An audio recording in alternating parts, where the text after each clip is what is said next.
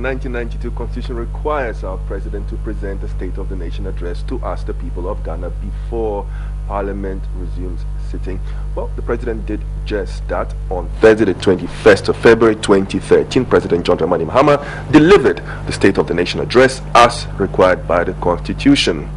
Now, particular mention was applying over 60% of the national income to pay wages and salaries and leaving less than 40% for other developmental needs of our country. And that is you and I, the people in Ghana. Unfortunately, at the same time, in a related development, the opposition MPP boycott is dominating the discourse on the state of the nation. With me as a guest this morning is Honorable Austin Gamey. He has been a Minister of Employment and Social Welfare. He knows everything there is to know about our public sector salaries, what role they play in delivering what we expect from our government, you and I, that is, from the government that he used to be a key figure in. To help me better understand how the words, the language in the State of the Nation address actually is going to impact our daily lives, help me say good morning to Honorable Austin Gamey. Good morning, sir. Thank you very much. Our work is cut out for us. You have experience, you're an expert in language. I'm looking at the State of the Nation address. It says that everybody should be doing better. Citizens will assume their right to demand accountability for services and rights. Our road infrastructure will be expanded and also made safer for our people, amongst economic opportunities which will be open to all citizens irrespective of gender, ethnicity, religion or political affiliation. Every household in this country will soon enjoy uninterrupted water power and supply. How literally should we understand these words? Thank you.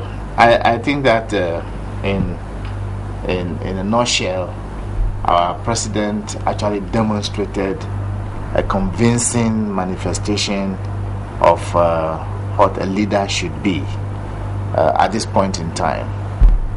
This is a post-modern world we are living in now, and clearly what it means is that we have come to a stage where we need quality leadership to carry us through the rest of the journey. And we are fortunate, so to say, that at this point in time we have the president in the saddle. What we need is our support as total stakeholders in the nation.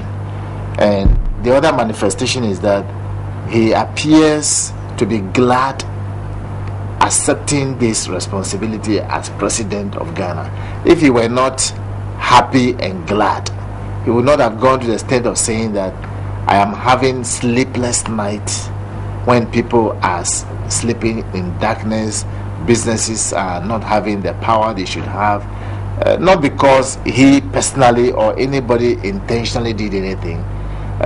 We are faced with circumstances beyond our control. At least would have had our light going on normally whilst adding to it. Unfortunately, we should all accept that this has confronted us, and he is willing and desirous to ensure that he brings this thing to closure. We are told this week he will be going to the Western region to find out the state of efforts that they are putting in. Hopefully, we'll have a restoration of these things, perhaps by the end of the year. All this nagging situation would have been over, because with that power, electricity power, so to say, energy fully in place, our effort to industrialize this nation, to invite other people to come and invest in the economy of Ghana will be extremely very difficult. And this should be a source of concern to all of us as stakeholders in this nation. And that is why, as part of his address, I think he's invited all of us to be virtually act like citizen vigilantes, to ensure that we find out what is going on, not only by attacking government, but what about the sanitation situation in your own household? What about the sanitation situation in your neighborhood? What about your effort to ensure that we contribute in making education very strong and helpful to our nation into the future? And every other thing that he said. as humanly as possible. That's what he could do as a president. He, as one person, cannot do anything. It now requires all of us as citizens of Ghana to contribute as much as we can and as sensible as we can in making the country safe and sound for all of us to live in. Sounds wonderful, but we have been contributing, and the president told us unequivocally that one of the biggest fiscal challenges for his administration is the fact that we spend a staggering 60.9%, over 60% of our entire national revenue, and that's where we've been contributing as citizens to pay public sector salaries. Now, I don't know how many people expect excellence, leadership, innovation, and groundbreaking, record-breaking performance from public sector workers. But I would suppose that as a former Minister for Employment and Social Welfare, you should have a very good idea as to how much our public sector workers deserve the money that they are being paid as wages and salaries, and how much demand is put on them to deliver a quid pro quo in this same regard to the citizens who actually pay their salaries via taxes. Yes, knowing fully well, not because only about this program, that's the work I do. I took a lot of my time to write, to conclude the history of our salary administration in this country, and I'm highly worried. Indeed, the Nigerian coordinating and Minister for Finance clearly during presenting his address in the President Kufuor's foundation alluded, and indeed when he visited the president also, he stated clearly that our fiscal policy must be properly looked at, because we borrow domestically too much, and it's all about this business. Taking 69 pesos out of every CD to pay salaries and wages, if you like, clearly what it means is that we are on the verge of running into deep waters of trouble. Why would you think that? If the productivity and the competitiveness of our public sector workers was comparable to that of, say, Apple, Samsung, or any of the world's major brands, there would be no problem. If the public sector, the civil service, the government and its administrative workers were taking Ghana to the leadership position and beyond in economic terms in Africa and the world, I'm sure we'd have no problem spending even 80% of our national income to maintain that position. But we are not. So the competitiveness and productivity is what I want us to look at. Certainly you cannot manage anything that you cannot measure, to be honest with you. So we don't have the measurement instruments in this country to measure our productivity levels. It should urgently, as a matter of urgency, we should put it in place. And as stakeholders in this nation, nobody should sit on the fence, and I'm not going to sit on the fence either. If we had not already prepared the grounds for it, maybe I shouldn't be talking about it. But as far back as 1998-99, we put together a committee, a national committee, as a part of developing labor relations in Ghana.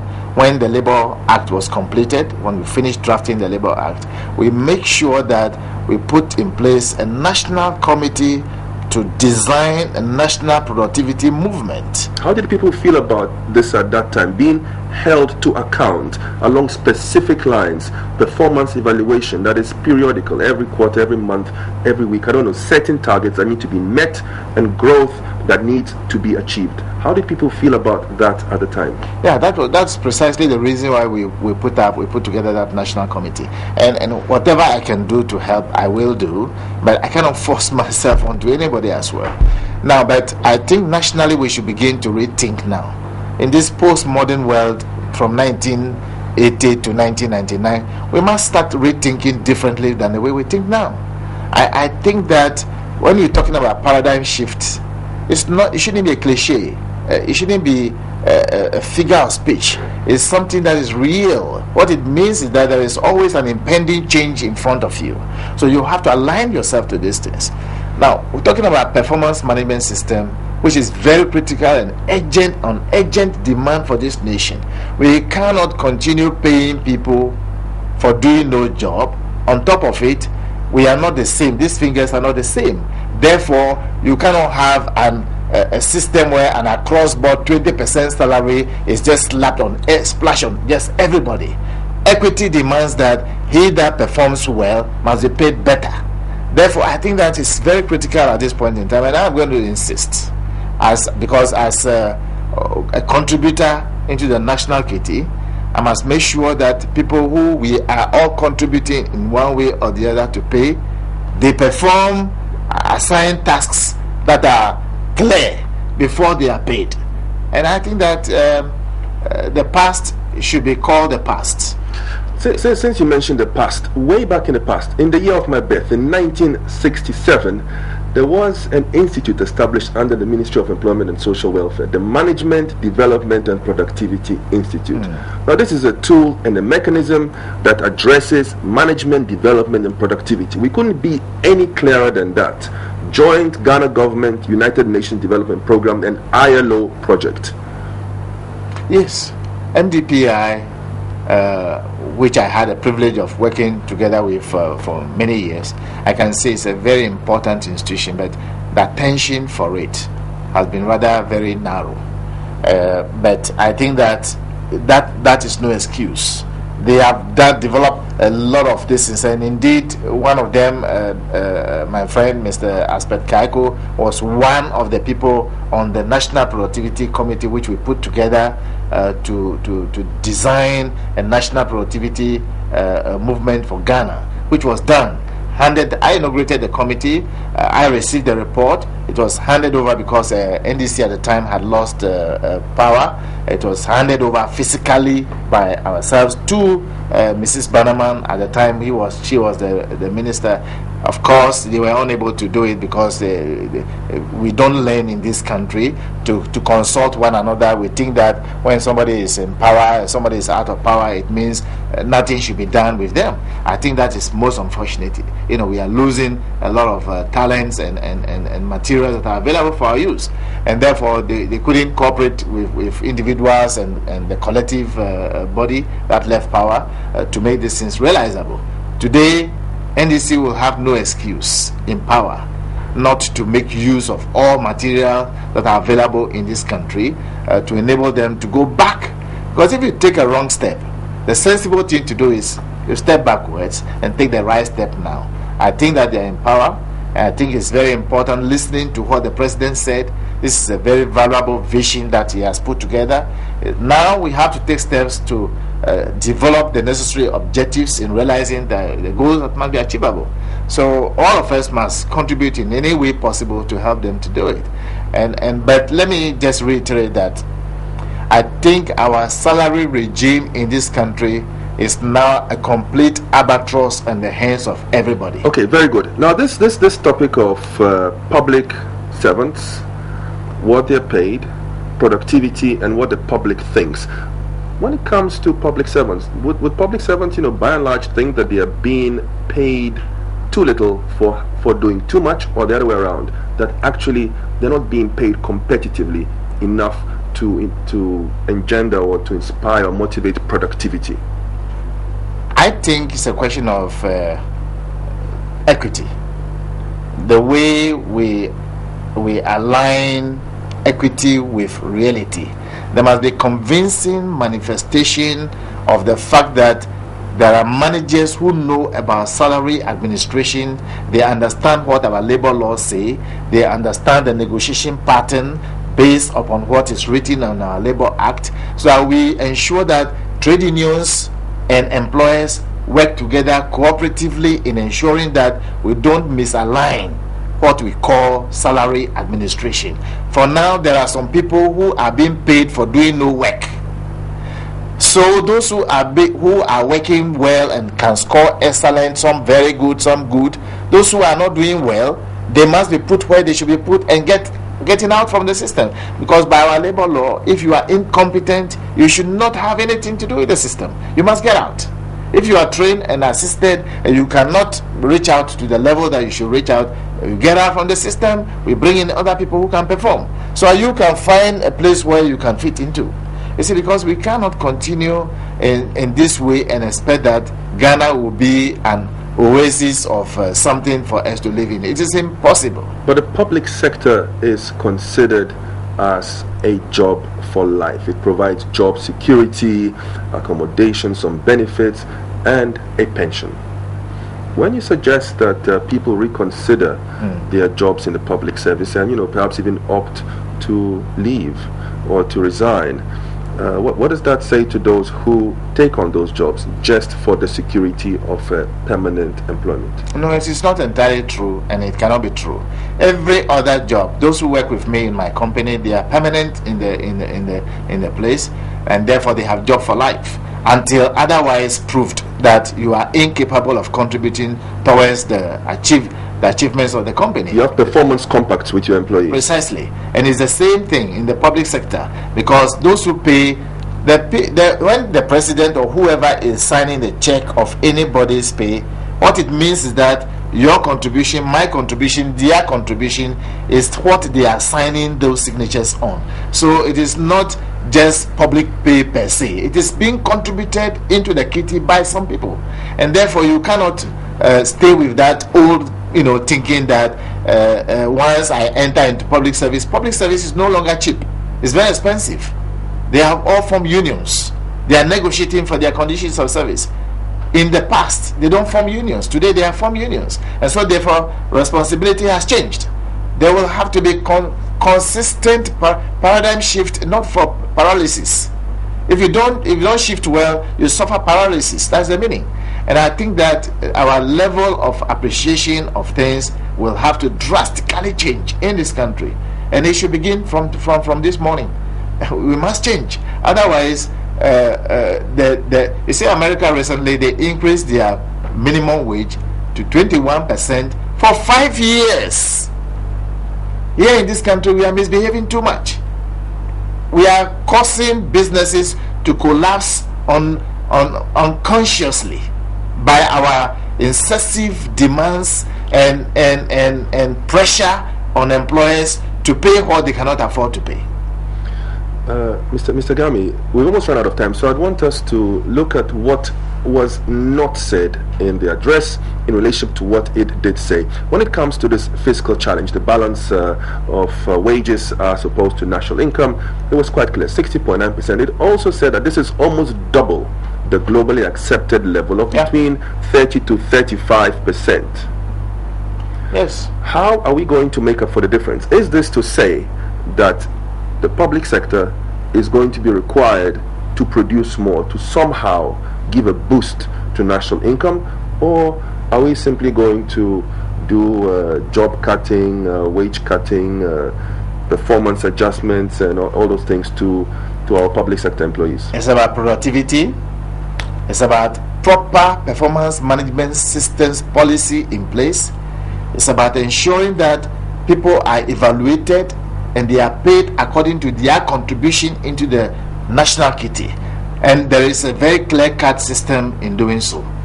I think that all of us, everybody should open his door. Let's all talk together and see how best to carry this thing forward. Trade unions, yes. Trade unions, yes. For public sector employees to double their productivity in measurable terms. Oh yes, it can be done if the policies are properly put in place, if the managers, the line managers are properly trained and they understand the processes that go into it, because pay, performance, potential must be properly aligned. This P3 policy system will have to be automatically put in place today, and it must be implemented today if this country is to survive, because China is paying just about a little over $2. America is paying $34 and beyond. That is the reason why America cannot withstand the pressure today. They have just downgraded UK. Everybody is wailing. In Europe is virtually collapsing. America is going down the drain. Ghana, we should not be irresponsible as a nation and think that somebody will come from somewhere, from the mass, to come and do it. Nobody should worry himself about president alone. Can the president alone do something? Can the ministers alone do something? Can the MPs alone do something? No. So that's why everybody must stop playing the fool in the nation. We must all be responsible and ensure that we act responsibly, behave like good citizens, and support the one who is in power today. Tomorrow when you get to power, we will support you. But if we do anything that will derail the growth of the nation, the progress, the forward march of this nation, we are all doomed to failure. It doesn't make sense to allow it to happen that way. Doesn't make sense. I think some of our viewers agree with you. Danny Fox writes that if there are people who are paid for not doing their job in the public sector, he thinks that it's a criminal act. And he says, bear with me, there are people in villages who do not have good water, good roads, even to talk about health facilities.